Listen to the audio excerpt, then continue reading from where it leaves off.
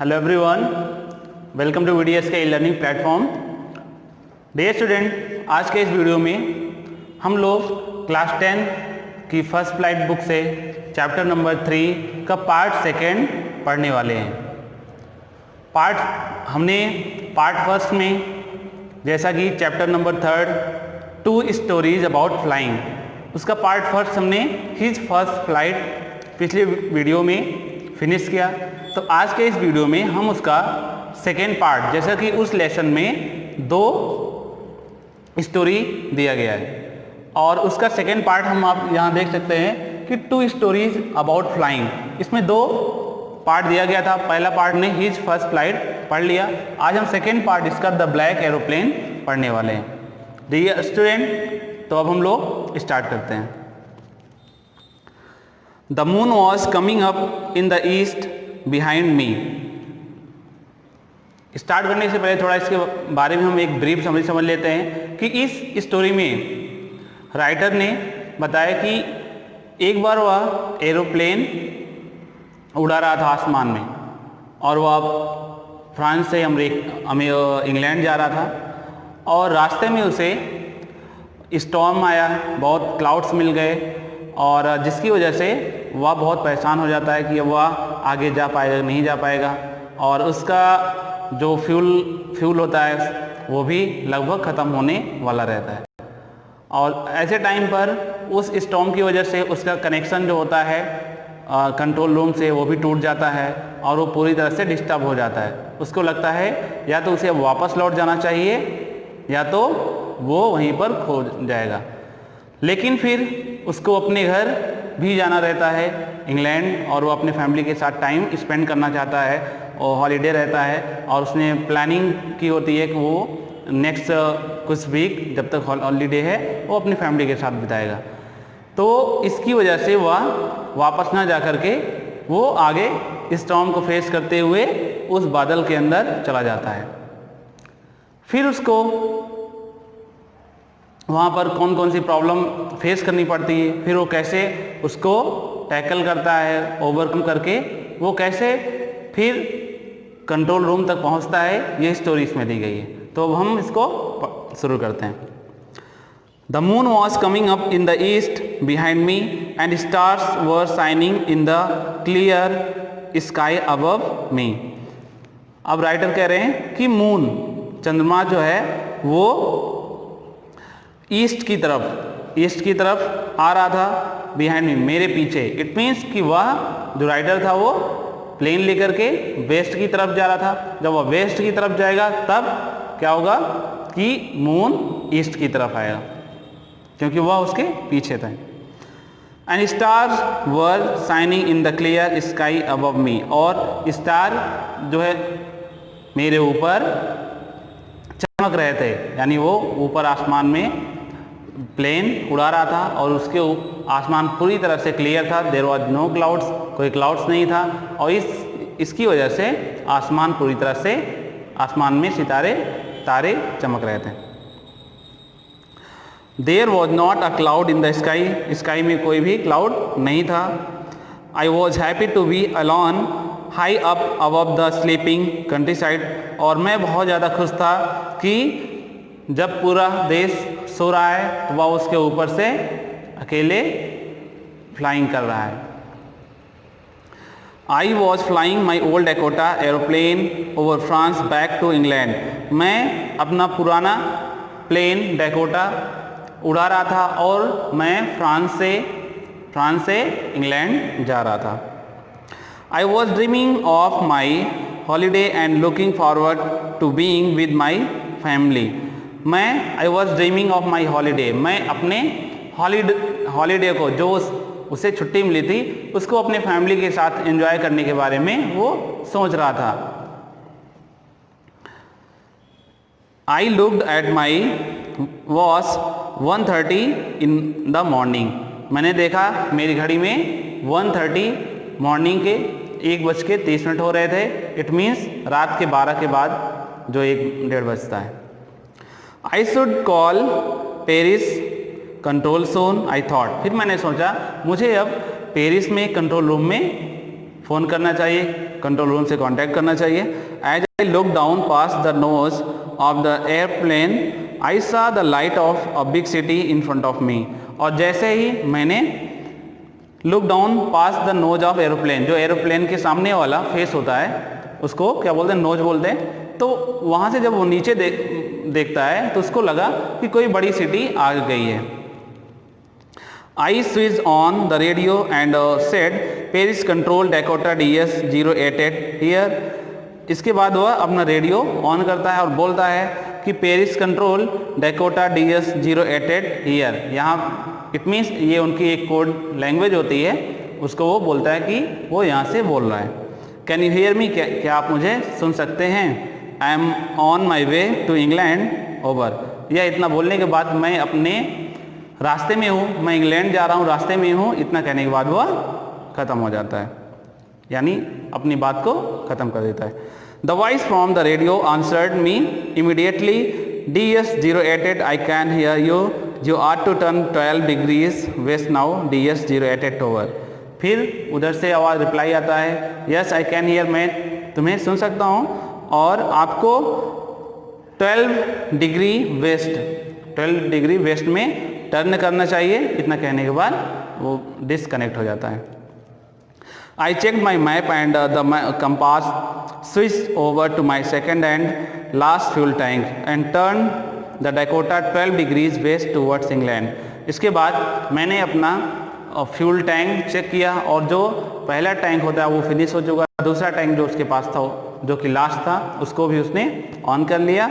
इसके बाद 12 degree west England की तरफ वो टर्न कर लेता है।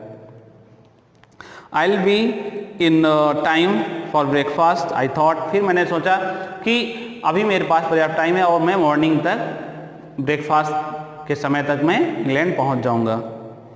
A good big English breakfast, और उसको इंग्लिश ब्रेकफास्ट जैसे बहुत पसंद है तो वो बोलता है इंग्लिश ब्रेकफास्ट बहुत ही अच्छा होता है। Everything was going well, it is an easy flight. उसको ये बहुत ही अच्छा लग रहा था, सब कुछ अच्छा उसके साथ घटित हो रहा था। Paris was about 150 kilometres behind me when I saw the clouds. जब उसने क्लाउड्स को देखा तब पेरिस वहाँ से लगभग 150 किलोमीटर पीछे छूट चुका था। स्टॉर्म क्लाउड्स, तब उसको कुछ क्लाउड्स मिलते हैं, स्टॉर्म यानी एक तूफान के रूप में, बहुत ही विशाल। दे वर ह्यूज, वो बहुत ही विशाल थे। They looked like black mountain standing in front of me across the sky. वो एक ब्लैक माउंटेन की तरह थे, उसके सामने जो दिख रहे थे वो एक ब्लैक माउंटेन की तरह से वो क्लाउड्स दिख रहे थे, इस पूरे जो कि पूरे स्काई में, आसमान में छाए हुए थे। I knew I could not fly up and over them and I did not have enough fuel to fly around them to the north और साउथ। अब उसको मालूम था कि वह इसके ना तो ऊपर से ले जा सकता है, ना तो इसके नॉर्थ से, ना तो साउथ से, क्योंकि उसके पास एनफ फ्यूल नहीं था कि वो अब उसको राउंड घुमा करके ले जाए। I ought to go back to Paris, I thought, but I wanted to go home. I wanted that breakfast.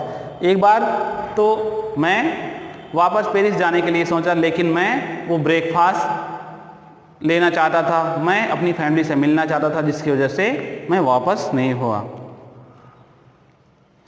I will take the risk, I thought, and flew that old Dakota straight into the storm. फिर मैंने risk लिया क्योंकि मुझे अपनी family से मिलना था और इसलिए मैं, राइटर बोलता है कि वह क्या किया, उसने उस स्टॉर्म में अपने प्लेन को लेकर के चला जाता है। इवन उसको मालूम है कि वहाँ जाकर के प्रॉब्लम हो सकती है। In spite of that he moved his plane towards the storm. Inside the clouds everything was suddenly black. जैसे ही वो क्लाउड्स के इनसाइड अंदर जाता है तब उसको सब कुछ ब्लैक ब्लैक दिखता है, क्योंकि क्लाउड्स में कुछ दिखता ही नहीं है। I was impossible to see anything outside the aeroplane, और उसको कुछ भी एरोप्लेन से बाहर कुछ भी देखना असंभव था, वह कुछ भी नहीं देख सकता था, बिकॉज बाहर सब कुछ ब्लैक ब्लैक क्लाउड्स था और उसको कुछ दिखाई नहीं पड़ रहा था। The old aeroplane jumped and twist in the air, और उसका वो ओल्ड पुराना एरोप्लेन जंप करता, ट्विस्ट करता, इधर उधर घूमता और ऊपर नीचे की तरफ लहराता था। I looked at the compass, उसने अपने कंपास को देखा। I couldn't believe my eyes the compass was turning round round round and round. अब मुझे विश्वास नहीं हुआ जब मैंने अपने कंपास को देखा, क्योंकि कंपास पूरी तरह गोल गोल क्या कर रहा था, घूम रहा था। इट वॉज डेड, यह खत्म हो चुका था। इट वुड नॉट वर्क, यह काम नहीं कर रहा था, अब यह आगे काम भी नहीं करेगा। The other instrument was suddenly dead too. I tried the radio, और जितने भी इंस्ट्रूमेंट थे, उसके सपोर्टिंग इंस्ट्रूमेंट थे, वो सब काम करना बंद कर दिए थे। और फिर उसने रेडियो को ट्राई किया। Paris control, can you hear me? There was no answer, the radio was dead too. वह पेरिस कंट्रोल से कांटेक्ट करना चाहा रेडियो के थ्रू, लेकिन वहाँ से भी कोई आंसर नहीं मिला, उसका रेडियो भी डेड हो चुका था, ख़त्म हो चुका था। I had no radio, no compass and I could not see where I was. अब ना उसके पास कंपास था, ना उसके पास रेडियो था, इवन वो अब ये मालूम नहीं कर सकता था कि उसकी एग्जैक्ट पोजीशन क्या है, वह कहाँ पहुँचा है, उसको किधर जाना है। I was lost in the storm, मैं स्टॉर्म में खो गया था। Then in the black clouds quite near me, तब वो ब्लैक क्लाउड्स क्या थे, उसके बहुत काफ़ी हद तक पास आ चुके थे। I saw another airplane, it had no light on its wings but I could see it flying next to me through the storm। तभी मुझे एक दूसरा एरोप्लेन दिखाई पड़ता है, और जिसके विंग्स में लाइट नहीं थे, लेकिन मैं उसे देख सकता था क्योंकि वो जस्ट मेरे आगे ही था। आई could see the pilots face turn towards me, मैं पायलट्स के फेस को देख सकता था जो मेरी तरफ देख रहा था। I was very glad to see another person, I lifted one hand and waved. मैं दूसरे पर्सन को देख करके बहुत खुश हो गया, और मैंने अपना हाथ उठाकर उसको इशारा किया। ही lifted one hand and waived, उसने अपना एक हाथ उठाया और लहराया, इशारा किया। Follow me, he was saying follow me, वह क्या कह रहा था कि मुझे फॉलो करो, क्योंकि वह उनके आगे आ चुका था और उनको बोल रहा था कि आप मुझे फॉलो करो। He knows that I am lost, I thought, मैंने सोचा कि उसको मालूम है कि मैं यहाँ पर गुम हो चुका हूँ, खो चुका हूँ। He is trying to help me, वह मेरी हेल्प करना चाहता था। He turn his aeroplane slowly to the earth, वह अपने एरोप्लेन को धीरे धीरे अर्थ की तरफ मोड़ दिया। In front of my Dakota so that it would be easier for me to follow him। वो मेरे सामने, मेरे डैकोटा एरोप्लेन के सामने क्या किया, आकर के वो अपने एरोप्लेन को अर्थ की तरफ टर्न कर देता है, और तब मुझे उसको फॉलो करना बहुत ही आसान हो जाता है। I was very happy to go behind the strange aeroplane like an obedient child, और मैं उसको एक ओबीडियंट चाइल्ड की तरह, एक आज्ञाकारी बच्चे की तरह उसको फॉलो कर रहा था। After half an hour the strange black aeroplane was still there in front of me in cloud. 1-1.5 घंटे बाद भी वो स्ट्रेंज, अजनबी, अनजान एरोप्लेन, ब्लैक एरोप्लेन जो था, वो मेरे सामने था क्लाउड्स में, बादल में। Now there was only enough fuel in the old Dakota last tank to fly for 5 or 10 minutes more. अब मेरे ओल्ड डैकोटा प्लेन में केवल 10 से 5 मिनट चलने भर के लिए ही फ्यूल बचा हुआ था, बाकी सब खत्म हो गया था। I was starting to feel frightened again, और एक बार फिर से मैं डरने लगा। But then he started to go down and followed through the storm।